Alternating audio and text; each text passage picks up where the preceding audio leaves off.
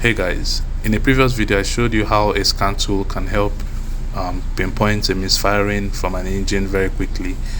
Okay, in this Hyundai Sonata here, I'm going to be showing you exactly how to do that. So this car is currently misfiring seriously, and on the live data you can see that the misfiring is happening repeatedly on cylinder 2. So you can see it just keeps going and going.